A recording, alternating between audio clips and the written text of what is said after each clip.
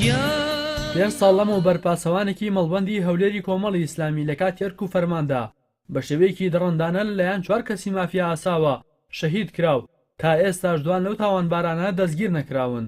دوای ڕووداوەکە هەرزوو کۆمەڵی ئیسلامی لەسەر زاری ئەمیرەکەیەوە ڕایگەیاند سازش لە خوێنی شەهید قاسم ناکەن و تا دوا هەنگاوە بە شوێنیدا دەچن و چاوپۆشیش لە هیچ هەوڵێکی پەردەپۆشکردنی تاوانەکە ناکەن. پاش ئەوەی دادگا بڕیاری زیندانی هەتاهەتایی تەنها بە سرێک بکوژدا سەپاند.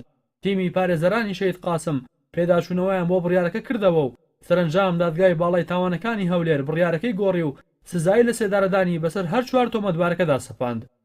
ئەوەی جێگای سەرنجات تا ئێستا دوان لەو کەسانی کە بەشداری شەهیدکردنی شەهید قاسمیان کرد دەستگیر نەکراون و هەڵهاتوون.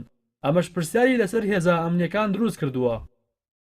کاتژمێر 11:42 خولەکی شەوی سی نیسانی ساڵی 2014 لە کاتێکدا هەموو لایەنەکان سەرقاڵی کۆکردنەوە و جیاکردنەوەی دەنگەکان بوون کە ئەو ڕۆژە هاوڵاتیان بۆ هەڵبژاردننی نوێنەرەکانیان لە ئەنجومەنی نوێنەرانی عێراق ڕوویان لە سندوقەکانی هەڵبژاردن کردهبوو.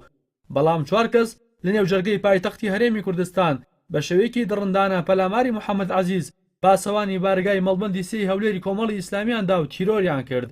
هاوکات کۆمەڵی ئیسلامی بەهۆی بەدەستێنانی متمانەیەکی زۆری هاوڵاتیان لەو هەڵبژاردنەدا شەهید قاسمیان بە شەهیدی سەرکەوتن ناساند.